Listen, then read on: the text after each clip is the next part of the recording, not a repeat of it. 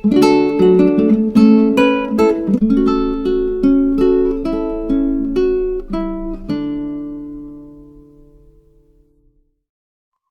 po. So, ayan po, naka-record na po itong ating pong session ngayon. And then, salamat sa Panginoon.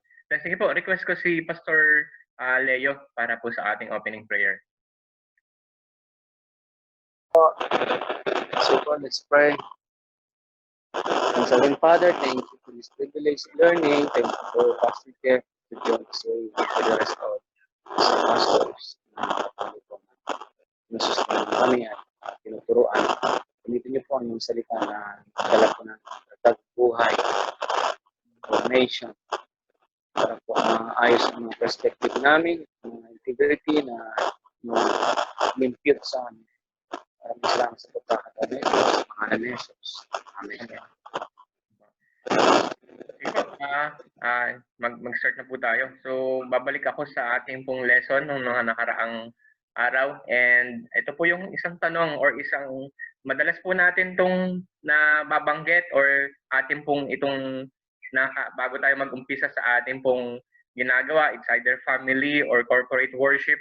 So tayo ay tinatawagan to worship the Lord. So ito po yung isang bagay na binigay sa atin ng Panginoon as a creation, pero dahil sa kasalanan hindi natin nagawa. Pero ngayon, dahil mga Kristiyano na tayo, we are always called to worship our God. And may isa akong quotation na babanggitin from D.A. Carson. Sabi niya si D.A. Carson ay yung author ng The God Who Is There. Napakagandang libro nito. Kumbaga, isa itong libro patungkol sa kung sino ang Diyos at mas mabilis at mabilis maunawaan ng isang magbabasa, lalo na ang mga hindi pa mga believer. So sabi niya, worship is the proper response of all moral, sentient beings to God, ascribing all honor and worth to their Creator God precisely because He is worthy and delights so. So isa pang quotation galing kay John Calvin. Sabi ni John Calvin, "This is indeed the proper business of the whole life, in which men should daily exercise themselves to consider the infinite goodness, justice, power, and wisdom of God in this magnificent Creator of God." So tayo po, mga tao, hindi lang tayo pastor, kundi tayo ay Kristiyano, at dahil tayo ay Kristiyano, bahagi tayo sa miyembro or pagiging miyembro sa isang iglesia lokal na ating pinagpapastoran. So, lagi tayong tinatawagan ng Diyos. Ito yung proper response natin, katulad ng sinabi ni D.A. Carson, na i-ascribe yung all honor and glory sa ating Diyos. And meron akong babanggitin dito, baka familiar kayo kay ang pangalan niya ay si Bob Kauflin. Sabi ni Bob Kauflin, "An effective corporate worship leader, aided and led by the Holy Spirit, skillfully combines biblical truth with music to magnify the word of God and the redemptive work of Jesus Christ, thereby motivating the gathered church to join him in proclaiming and cherishing the truth about God and seeking to live all of life for the glory of God." So ang tunay, ang isang effective daw na corporate worship leader, at not necessarily ito na yung worship leader na lalaki, kundi tayo ay bilang mga pastor, dapat tayo po yung inaasahan ng Panginoon to lead yung corporate worship. Hindi para kapag wala tayo, walang corporate worship, no, kundi tayo lang po yung maglilid sa kanila, kundi as a church, tayo po ay mag-worship sa Panginoon. Pero merong isang tanong, bakit minsan hindi na natin nagagawa talaga yung tunay na call to worship? At isang tanong ito sa atin. At ang tanong na ito, or ang condition, how people will respond properly in worshiping God if we, as a leader, neglect our duty to teach and disciple them. So, isang bagay na responsable tayo as a leader, as a worship leader, kung paano magre-respond properly ang mga tao na nililid natin, mga kapatiran na nililid natin, ang iglesia na pinagkatiwala sa atin, kung hinineglect natin, naturuan sila at disciple sila sa tamang katuruan. At Nagkakaroon ng maling response sa worship dahil tayo po yung nagpapabaya. Bakit ko ito nabanggit or nasabi? Dahil ito po yung condition ng ating pong aaralin mula sa Book of Malachi chapter 2. And sige po, tuloy tayo. Kung naalala niyo po yung mga tanong, unang tanong, how have you loved us? So, paano mo kami minahal? Tanong ng mga Israelites sa Diyos. Ikalawa, paano namin dinidespise ang pangalan mo? Ito yung kanilang tanong according sa chapter 1 verse 6. Then, ikatlo, ito yung isang tanong na kailangan nating sagutin. For what reason were our sacrifice unacceptable to you? So ano yung dahilan bakit ang aming mga sacrifices ay hindi mo tinatanggap? At makikita natin yung sagot sa mga susunod. Sige po, basahin natin sa Malachi chapter 2 rather, verse number 1 to 4. Po, kung nandiyan na po kayo, babasahin ko po dito. Malachi chapter 2, verse 1 to 4. And now, O you priests, this commandment is for you. If you will not hear, and if you will not lay it to heart, to give glory unto my name, saith the Lord of hosts, I will even send a curse upon you, and I will curse your blessings. Yea, I have cursed them already because you do not lay it to heart. Behold, I will corrupt your seed and spread dung upon your faces, even the dung of your solemn feast. And one shall take you away with it, and you shall know that I have sent this commandment unto you, that my covenant might be with Levi, saith the Lord of hosts. That's why yung title po ng ating pong session ngayong hapon ay The Covenant of God and the Seriousness of Our Service. So, lalo na sa mga reform. So, hindi ibig sabihin agad na maririnig natin yung word na covenant. Ito ay tumutukoy agad sa covenant ng Panginoong Hesukristo sa kanyang iglesia. Tayo po as a New Testament church. Pag sinabing word ng covenant, ito yung tipan ng Diyos sa tinawag niyang tagapaglingkod at ayun yung tribe ng Levites. So that's why ang aaralin po natin ngayong hapon, the covenant of God and the seriousness of our service. So, meron muna tayong kailangang sagutin, babalikan natin. How the Levites was called. So, paano tinawag ang Levites? So, ito yung instance sa Exodus 32, 7 to 24, na kung alam niyo po yung golden calf incident at yung 3,000 na namatay, and ito yung nakalagay sa Exodus 32, verse 27 to 29. And he said unto them, Thus saith the Lord God of Israel, put every man his sword by his side, and go in and out from gate to gate throughout the camp, and slay every man his brother, and every man his companion, and every man his neighbor. And the children of Levi did according to the word of Moses. And there fell of the people that day about 3,000 men, for Moses had said, Consecrate yourselves today the Lord, even every man upon his son and upon his brother, that he may bestow upon you a blessing this day. So, paano tinawag yung Levites ay sa scenario na ito na si Moses ay dinurog niya yung naalala niyo po yung golden calf na sinamba ng nation of Israel na ginawa ni Aaron, at dinurog niya ito, ginawa niyang kumbaga pulburon at ipinainom sa mga tao, at yung mga Levites sila ay gumawa ng kanilang tungkulin na talagang patayin yung 3,000 na sumamba sa golden calf na yon. So doon nag-umpisa kung paano sila tinawag ng Panginoon sa full-fledged na paglilingkod as temple or synagogue or temple leader. Then, paano sila dapat mamuhay? Babasahin ko yung verse 5. My covenant was with him of life and peace, and I gave them to him for the fear, wherewith he feared me and was afraid before my name. The law of truth was in his mouth, and iniquity was not found in his lips.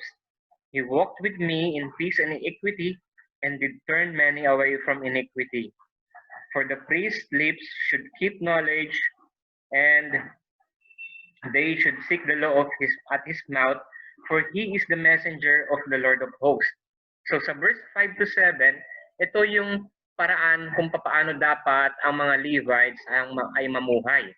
So according sa Deuteronomy chapter 33, verses 8 to 11, yung word na Tumim and Urim, ito yung kung maaalala niyo po sa Joshua chapter 9, na kung saan ay hindi sila nag-inquire sa Panginoon at nagkaroon sila ng padalos-dalos ng desisyon na tanggapin yung Gibeonites. So, yung word na yung Tumim and Urim, sabi dito, with the Holy One whom thou didst prove at Massa, and with whom thou didst strive at the waters of Meribah, who said unto his father and to his mother, I have seen him, neither did he acknowledge his brethren, nor knew his children, for they shall observe thy word and kept thy covenant. They shall teach, ito yung kanilang trabaho at pamumuhay. They shall teach Jacob thy judgment and Israel thy law. They shall put incense before thee and will burn sacrifice upon thine altar. Bless, Lord, his substance and accept the work of his hands, his might through the loins of them that rise against him, and of them that hate him, that they rise not again. So ang papaano mamuhay ang Levites ay nakalagay pa lang sa Deuteronomy chapter 33. Pero according kay PC Craigie, nagbigay siya ng helpful summary para mas maintindihan natin yung kung papaano dapat mamuhay o ano talaga dapat yung trabaho ng Levites. So sabi dito, sige, pwede pakibasa pa sa June yung the blessing.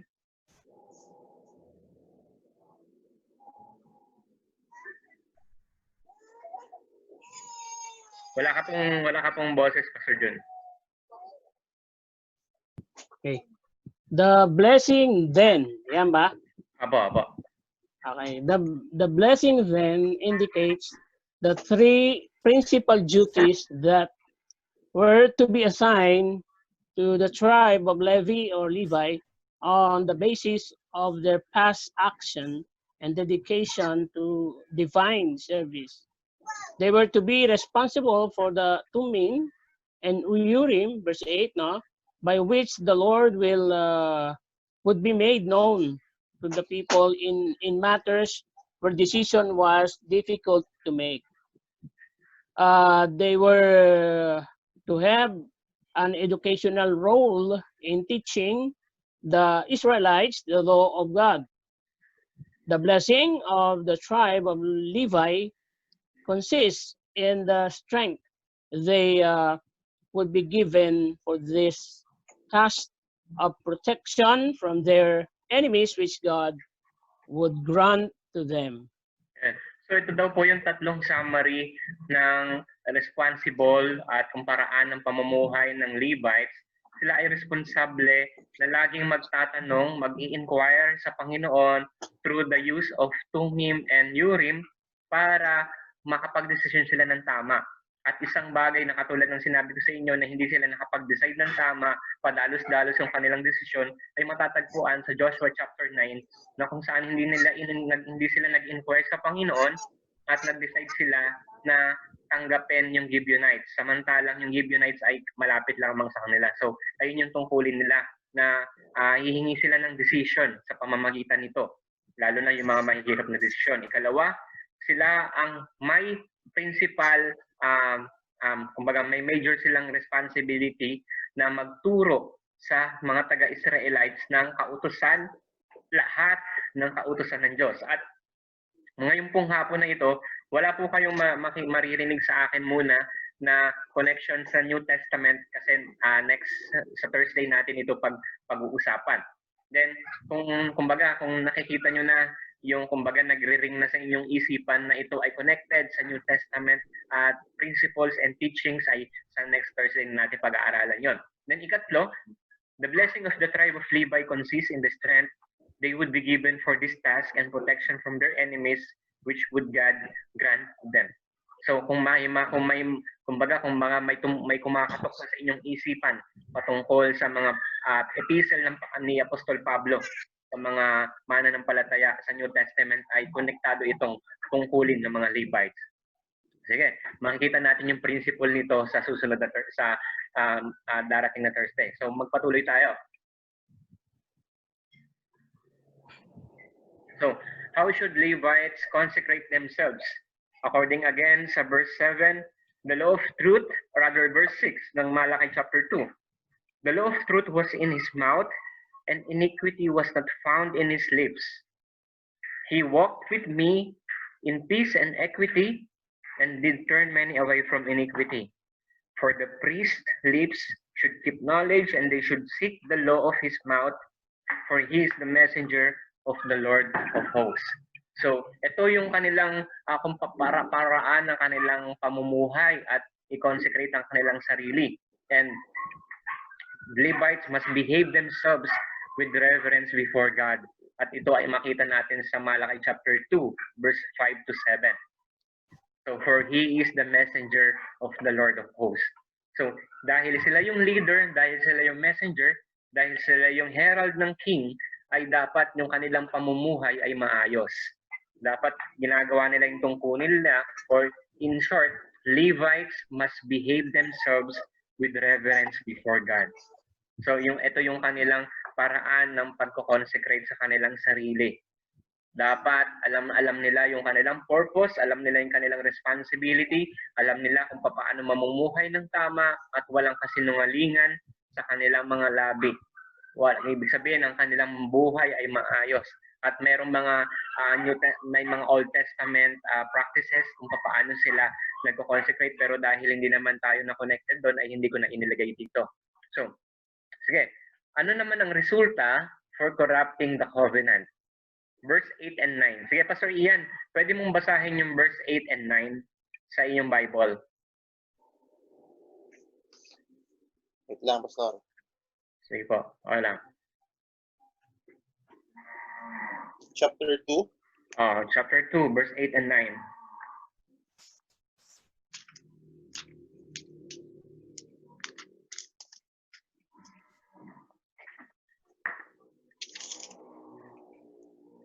Malachi chapter 2, 8 and 9. But ye are departed out of the way. You have caused many to stumble at the law. You have corrupted the covenant of Levi, saith the Lord of hosts. Verse 9, therefore have I also made you contemptible and base before all the people, according as ye have not kept my ways, but have been partial in the law. Okay, salamat, Pastor. So sa verse 8, the priests of Malachi's day present a revolting contrast. That's why nakalagay doon, but you are departed out of the way. You have caused many to stumble at the law. You have corrupted the covenant of Levi, saith the Lord of hosts. So instead of turning others from evil, they have swerved from the straight way. Rather than teaching the truth, they have led others into their own perverted lifestyle. Far from preserving the covenant with Levi, they have corrupted it. So ito yung resulta ng hindi nila pagtubad sa covenant na binigay sa kanila ng Panginoon, yung Levite. So that's why yung chapter 2, sabi niya sa verse 1, "O now, O you priests, this commandment is for you. If you will not hear it, and if you will lay not it to heart, to give glory unto my name, saith the Lord of hosts, I will even send a curse upon you, and I will curse your blessings. Yea, I have cursed them already because you do not lay it to heart." Ito yung isang resulta ng pag-corrupt or paggawa ng tungkol Book of Levi. I-mute ko muna si Pastor Ronnie. Ayan, sige po. So yun. So ang resulta ng corrupting the covenant, sabi doon sa verse 9, therefore have I also made you contemptible and base before all the people, according as you have not kept my ways, but have been partial in the law. Katulad ng inaral natin last Thursday, yung word sa verse 9, but have been partial in the law. So sinusunod nila. Ang nation ng Israel ay nag-offering, ang nation ng Israel ay ginagawa nila yung kanilang tungkulin bilang isang Israelite. Pero ang may problema nito yung Levites.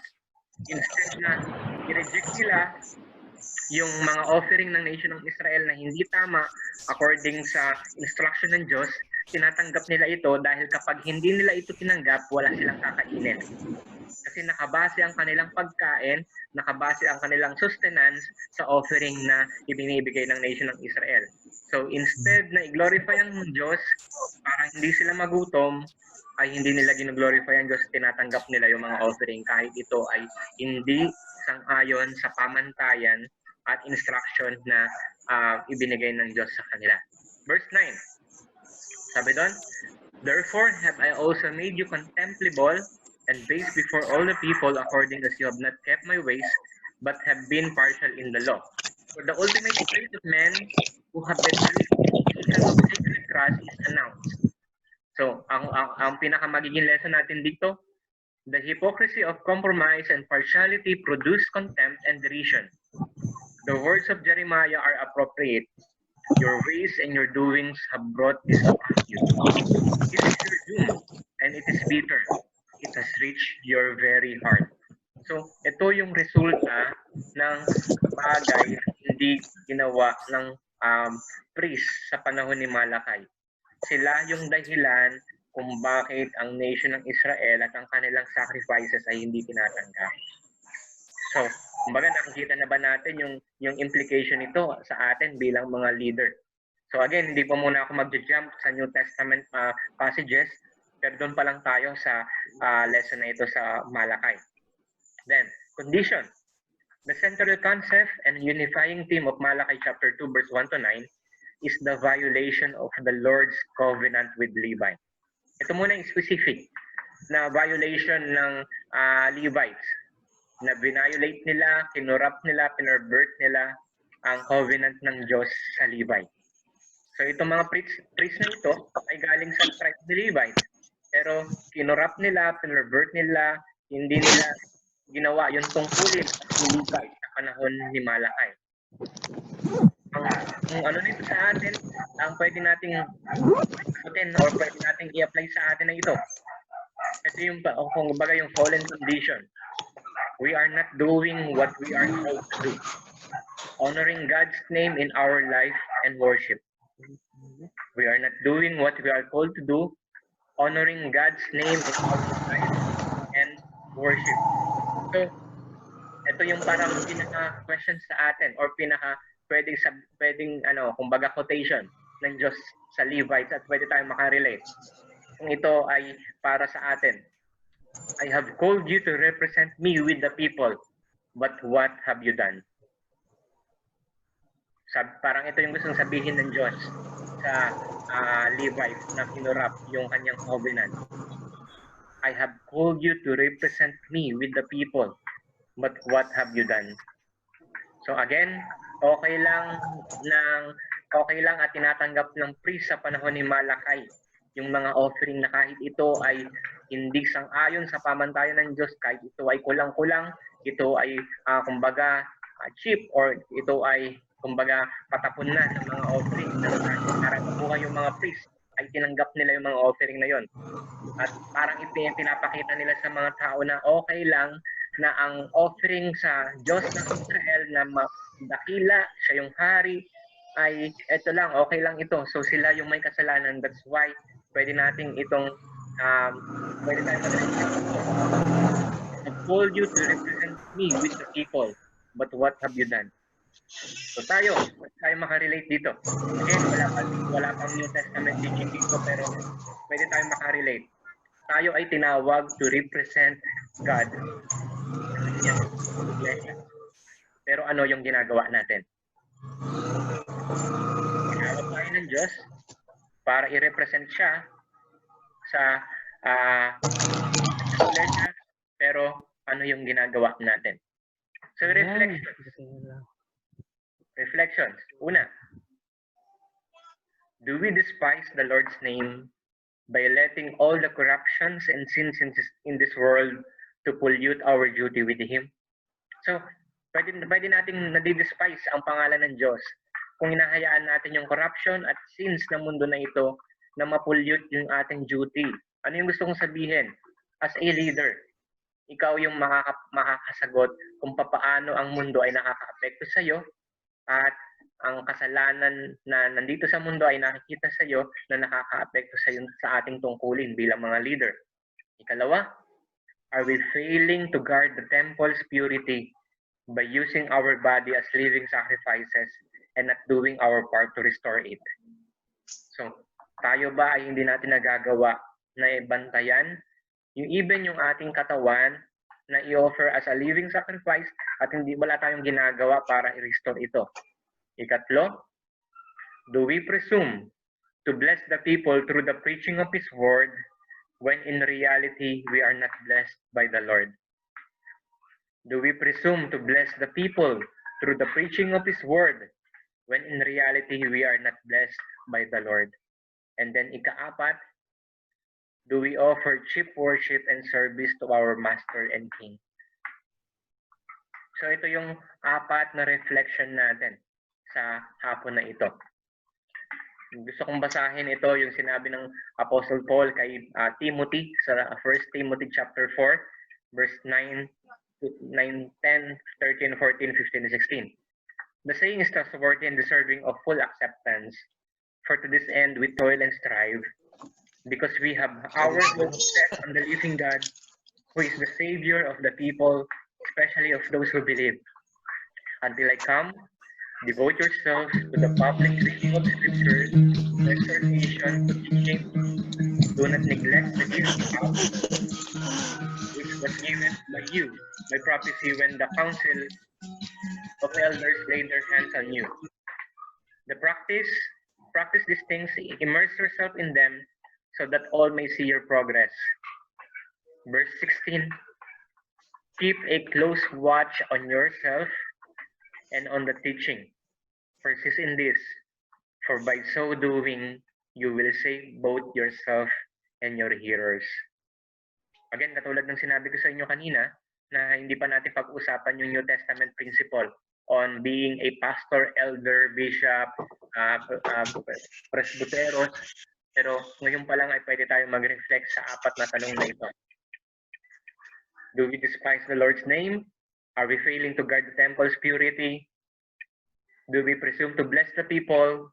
Do we offer cheap worship and service to our Master and King? So itong Book of Malachi chapter 2 verse 1 to 9 ay isang reflection sa atin dahil lalo na sa verse 10 hanggang verse 17 makikita natin even tayo na mga married na or may mga asawa na, maaaring nagagawa din natin yung kasalanan ng sin against God in the family. So ito, sins against God in the family of the church or the people we lead. Then yung verse 10 to 17, sin against God in the context of family. So ito, yung problema ng priest sa panahon ni Malachi. Yung sin against God in the context of worship. And yung next Thursday, sin against God in the context of family. So, tayo ang pwede natin pag-usapan ito ngayon. So, kung meron kayong gustong i-share, ito next sa next na ito. Pero gusto kong sabihin ito na bakit connected tayo or bakit pwede tayo maka-reflect sa nangyari sa panahon ni Malachi ng mga priest, ng mga leader. Sabi ni Samuel Renihan, The Mystery of Christ, His Covenant and His Kingdom. The Old Covenant provided the Messiah. The natural connection is that the Messiah provided the New Covenant. So magja-jump tayo at introduction next Thursday, yung mga New Testament principles patungkol sa pagiging priest natin, hindi lang tayo mga pastor, kundi lahat ng bahagi sa Iglesia ni Cristo. So, dito magtatapos yung ating maikli na pag-aaral at kung meron kayong tanong at meron kayong gustong i-share, pwede kayong So, again, nawa, wala akong idinadagdag dito, pero ito ay tinuturo ko lang para kayo mismo yung makapag-reflect sa kung ano man yung sitwasyon nyo bilang mensahero, bilang leader sa inyong mga iglesia. Sige po, muli po, open ko na yung, pwede na kayong mag-unmute at kung may gusto kayong sabihin at pag-usapan or tanong, pwede natin pag-usapan ngayong Pastor Jeff, pakabalik nga yung reflection na ano, yung tanong na 1 and 2. Ashley, kaaralo ko doon. Okay, tugtog. 1 and 2. 1 and 2. Yan. Okay, okay. Usapan natin itong reflection. Sa papaanong sa tingin yung paraan tayo ng mga pastors ay nadidespise natin yung pangalan ng Diyos. Pwede natin yung pag-usapan, number 1. Sa tingin nyo, papaano natin nadidespise ang pangalan ng Diyos as a leader? At Wala na si yung Unikoy.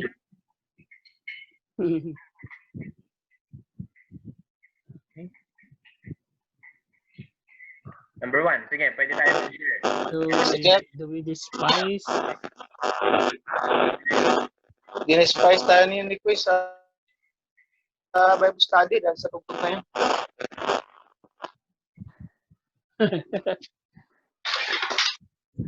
Tugtog ni Unikoy yun eh. Dinispice. Naka-record tayo. Nag-left agad. Mamaya na. Sige po. Ano ba yun? Nasa kalye siya eh, no? Hindi ba kaya? Dito muna tayo sa reflection natin. Mamaya na siya. Paano natin na-despise yung pangalan ng Diyos bilang mga leader or bilang mga pastor?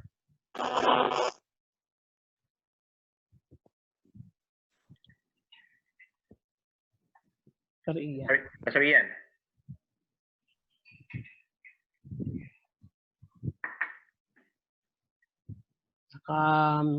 Mute sila. Yan. Sige, si Pastor Leo. Ikaw, Pastor Jun, sa tingin mo, paano po natin na-despise ang pangalan ng Diyos sa ating duty? Sa akin, Pastor, dahil sabihin na natin na sa kakulangan din siguro ng kaalaman ng mga pastor sa pag-aaral, no, sa right na pagsamba sa Diyos, no, yung way ng biblical principle how to worship God, no, ng tama. And tingin ko maraming nadidespise. And lalo na nga ngayon na in our time, no, ay mga nauso yung mga parang mga concert na parang naging style concert na yung mga awitan, no. Although hindi lang naman yan ang means ng worship, di ba? Prayer is also worship. As a whole, as a 100% na worship, hindi lang naman yung kantahan o awitan, but siguro yun nga nakikita ko na akong kulang or hindi knowledgeable biblically ang maraming priest or mga leaders ngayon, pastors, ay nadi-despise talaga at hindi unknowledgeable, no? Sabihin na siguro sa akin naman hindi naman motive yon, kundi kulang lang talaga yung tinatawag na lack of knowledge, no, about the biblical principle ng pagsamba sa Diyos. Salamat po, Sir Jun. Sige po. Kung walang isi-share si Pastor Leo, ay tuloy tayo sa number 2. Pero kung meron, okay lang. Then si Pastor Ian, kung nandyan pa si Pastor Ian. Parang nawawala si Pastor Ian. Okay lang. Sige, si Pastor Parang Leo. may nagsasalita. Maliit na salita. Then si Pastor Ian, si Pastor Leo nakamute pa eh. Unmute natin si Pastor Leo. Ayun, nakamute si Pastor Leo. Sige. So, Pastor Ian. okay na. Then, meron tayong isa.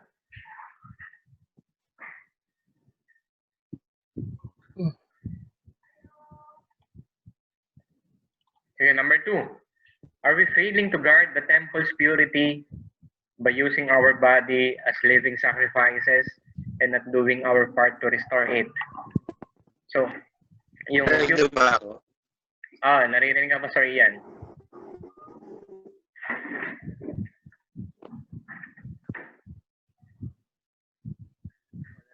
Aha.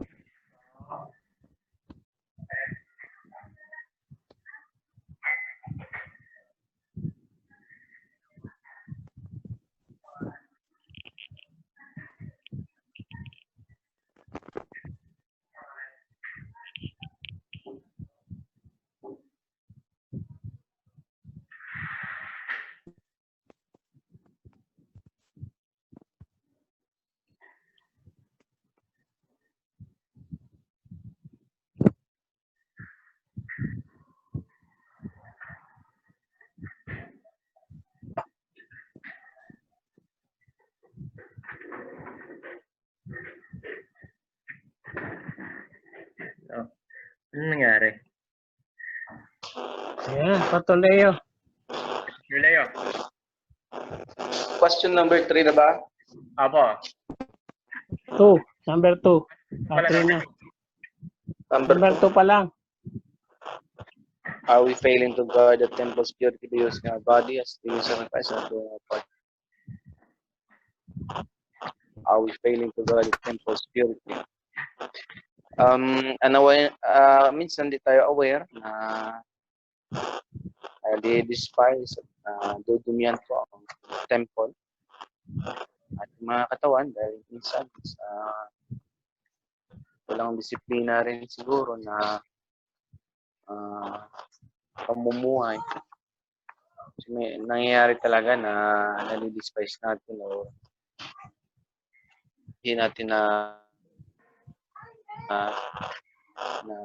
separate ang buhay natin as living sacrifice. So, kung minsan, naging infested ang buhay ng pastors, vanities, idolatries, sa mga wrong priorities. So, yun siguro po ang mga possible na rason na natudumihan ng temple. Salamat po, sir. Actually, kahit po sa, sa hindi lang sa mga na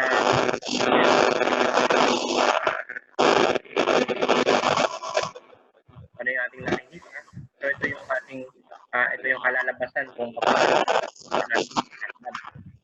Then, number 3, do we presume people through the preaching of His word when in reality we are not blessed with the Lord? Paano natin ito reflect sa tingin nyo na makikita natin yung mga magpupunta sa bagay na ito? Do we presume to bless the people through the preaching of His word when in reality we are not blessed by the Lord? Yung tulad yung sinabi ni Robert Moray Maxine na Siguro na sige po, Pastor Leo.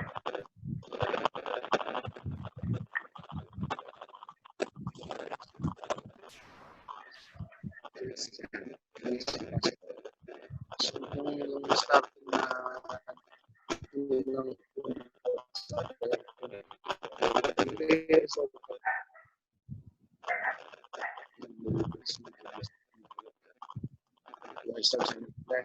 ngayon talaga pwede na may gift of preaching sa teacher tayo pero pwede naman tayo lalo Mahina. Pastor Leo, nawawala ka? Mahina, Patoleo. ay ganun ba? May signal eh.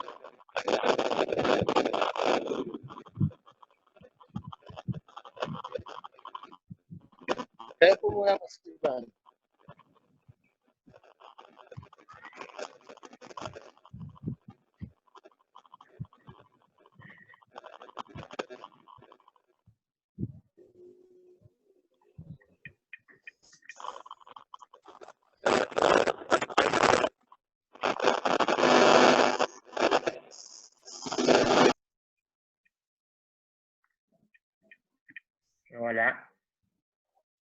gusto kong i-share sa inyo no yung sinabi ni Robert regarding sa sa question sa reflection number 3. Ito yung sinabi niya. Sabi niya, above all, cultivate your own spirit, your own soul is your first and greatest care. Seek advance of personal holiness.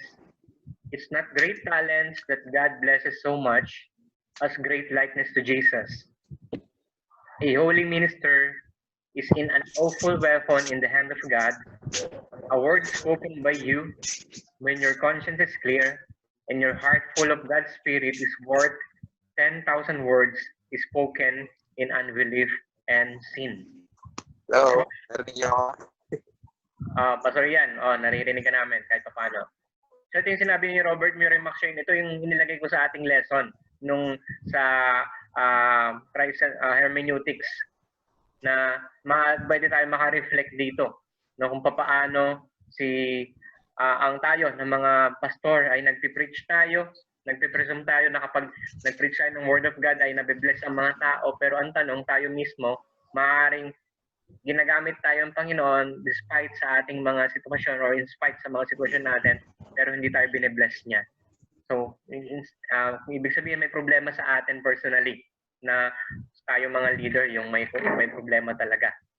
Then, sa number 4, sige, tuloy ko lang yung ito yung number 4.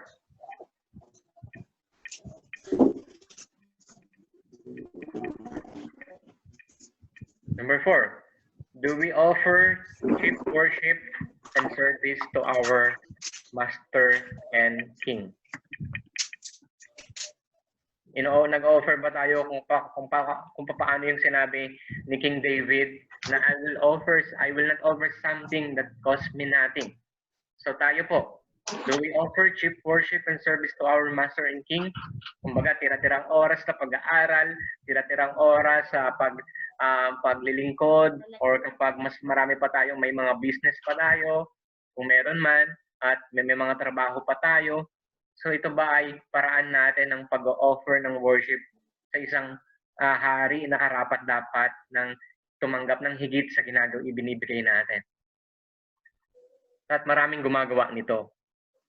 Lalo na tayo po yung mga inatasan ng Panginoon ng tagapanguna, pero hindi natin nagagawa yung ating purpose at ating pong mga tungkulin para i-represent siya. Ang pangalan niya ay mag-glorify sa kalagitnaan ng kanyang iglesia. So katulad po ng sinabi ko, wala po akong binanggit muna maliban dun sa 1 Timothy. Pero yung mga susunod na Thursday ay introduction natin para makita natin yung connection ng leader o makapag-reflect tayo sa priest sa panahon ni Malakay at tayo ng mga pastor, elder sa New Testament. Okay po. So, meron po kayong gustong idagdag or tanong?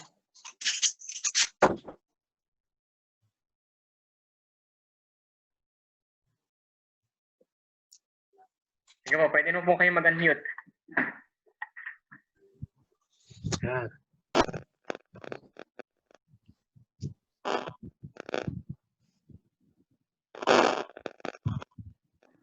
Patuloy. Tatlo lang naman tayo, 4 lang naman tayo. Yan yata may sasabihin. So yan, may sasabihin ka?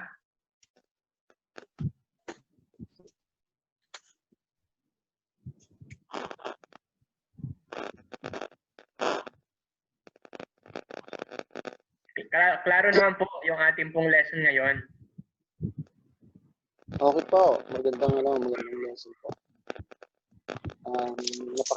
Napaka-reflective talaga na dapat tayo mga priest o tayo mga pastor. Dapat po na ma-preserve ang holiness or ang health natin, spiritual natin na pamumuhay sa Panginoon para hindi sasapaw-sapaw ang mga kasalanan at mapalayo tayo sa ating calling. Ang delikado lang naman sa pastor ay yung mga maliliit na kasalanan na unti-unting tumatambak at unti-unting lumalayo sa atin sa ating Panginoon. Delicate kasi yung ano ko eh. Salita ko. Okay lang. Magsalita ka lang ng may interval ng 5 seconds.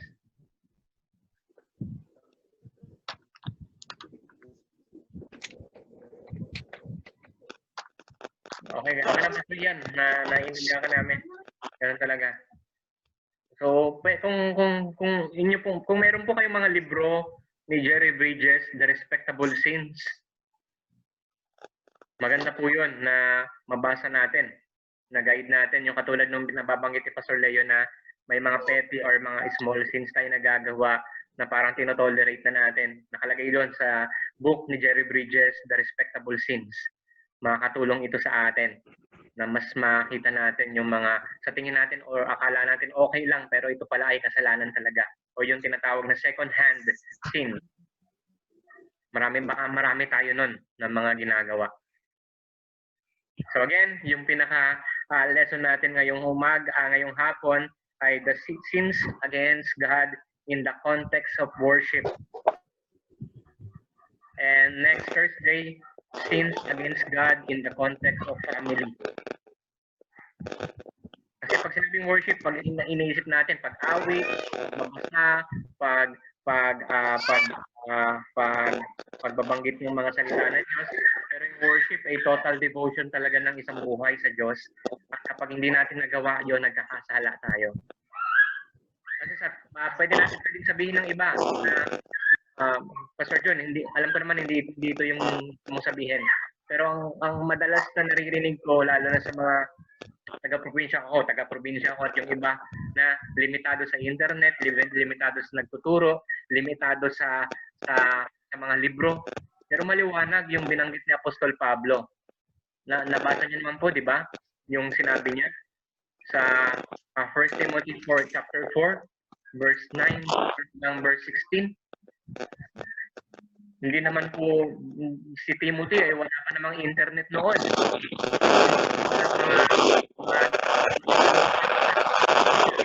Marami naman pero limited yung access nila. Pero merong Apostle Paul na nagpaalala sa kanya na ang Word of God talaga yung batayan. Kaya imposible na kumbaga kung aasa lang tayo sa mga libro, aasa lang tayo sa mga tagapagturo, kasi in-apply natin ang tawag doon, borrowed conviction. At hindi tayo makakatayo sa sarili natin. Kasi hindi ang pundasyon ay ang salita, kundi ang salita ng tao. Ayun po yung problema, yung magiging problema. That's why, ito yung pwede nating lesson ngayong hapon. So next Thursday, sin against God in the context of family. Na bilang mga priest ay baka napapabayaan naman natin yung tungkulin natin sa ating mga asawa at mga anak. Maganda to kasi may binanggit si Dave Willis na gusto kong i-share sa inyo na nine sins, 9 things na pwede nating makommit yung infidelity sa ating mga asawa. 9 sins, pero isa lang doon yung sexual immorality, pero 8 ay baka may mga hindi tayo nagagawa or sa ating pamilya at sa ating mga asawa. Maganda po yun sa next Thursday. Pastor John. Okay po, Pastor. Yun nga, ayan lahat naman sa reflection natin masasabi ko lang po na wala naman talagang hindi ko naman ibig sabihin na ginagamit lagi na wala naman perfect, di po ba? So, kaya nga po tayo nag-aaral And isang bagay po na sa totoo lang, kahit ako nung binabasa ko yung libro ni Richard Baxter about holiness sa mga pastor, talagang pati ako, hindi ako pasado. Sabihin, napakaano po ng yung sariling mauna yung sarili na pamumuhay na maayos ng mga minister o ng mga leaders, especially now na talagang napaka ng hatak ng sanlibutan. Opo. Na yun nga, nakakalungkot na malaking porsyento ng nagsasabi ng Kristyanismo ay wala talaga sa tamang hulog, sa tamang ng doktrina ng salita ng Diyos. Salamat po, sir. So, salamat po. At Which is sana ito ay maganda sana na didinig din ng ating mga ibang Sana magkaroon ng mas malakas na signal hanggang probinsya. Ewan ko lang, no? Kasi iba hindi pumapabor sa 5G kasi medyo ang 5G medyo delikado na yan. Kasi ngayon nasa 4G na tayo eh. But ang 5G kasi medyo parang may diyan ang mga sindikato. So, yun nga ang natin na dapat ay maging rin, although nagagamit ito, pero sa isang banda talagang yun nga, dito tayo nasusubok ng Lord. Especially dapat talagang malaman ng marami ang kahalagahan ng pure worship po para sa ating Panginoon. kasi hindi ko na inilagay dito sa ating lesson book, pero kung makikita natin yung context at yung centrality kung titingnan niyo po yung sa Acts chapter 2, kung gusto natin ng pure worship, tingnan natin, balikan natin yung Acts chapter 2 verse 42 hanggang 47. Makikita natin doon yung Apostles' Doctrine as the centrality of reading and proclamation. Ito ay hinango ko sa isang manunulat. Di ko alam kung kay Mark Dever ba ito regarding sa church. Pero makita natin doon yung Apostles' Doctrine or the centrality of reading and preaching. At makikita rin natin yung centrality of prayer. Makikita din natin doon yung centrality of great ordinances at centrality of a common life. So ito yung isang bagay and centrality of congregational praise or worship. So isang bagay na makita natin dito na talagang hindi naman natin mapeperfecto talaga, pero at least nag-strive tayo na maging puro talaga yung pagsamba natin. Hindi lang sa ating ginagawa publicly, kundi sa atin mga sarili privately kung paano natin ginugugol yung oras natin lalo na pag may mga taong wala nakakakita sa atin.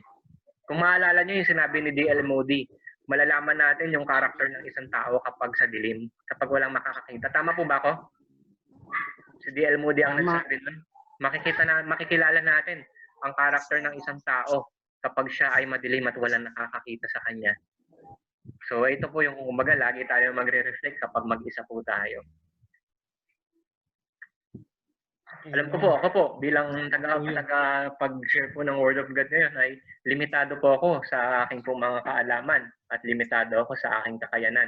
Pero hinahangad ko po na kung ano lang sinasabi ng salita ng Diyos, ayun lang yung aking sasabihin. Hindi na kailangan magdagdag pa. Pero syempre, iba yung pagpapaliwanag, iba yung pagtuturo, at iba yung tinuturo mo lang kung ano yung sinasabi ng Diyos, hindi yung sinasabi ng tao.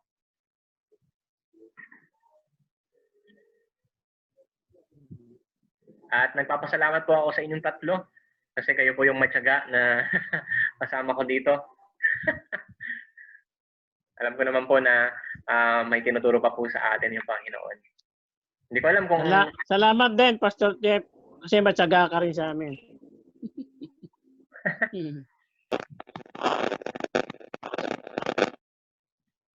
Sige po, kung wala na po, magtatapos na po yung ating Sir, may sasabihin po ko kayo?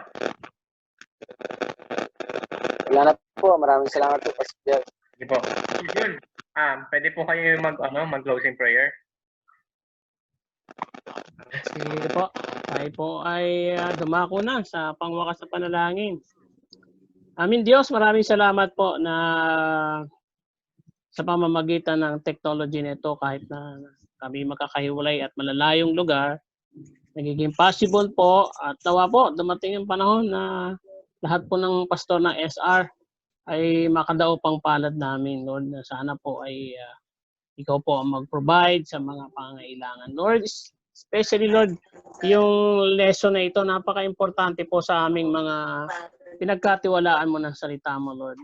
Makita namin na ma-check namin yung mga sarili namin, Lord, about preaching of Word God and the importance of the true and pure worship God na dapat naming iaalay sa iyo, Panginoon. Ito po ay nakikita ng aming yung mga tupa mo na pinagkatiwala mo po sa amin, Lord. Salamat po. Lagi ka pong gumawa sa aming buhay, kay Pastor Leo, Pastor Jabe, kay Pastor Ian, and the rest of Pastor, and also to our Bishop, and Lord, salamat po sa iyong katapatan. Pinupuri ka namin at dinadakila, Panginoon, sa matang sa pangalan ni Jesus. Amen. Amen po. Thank you. God bless po.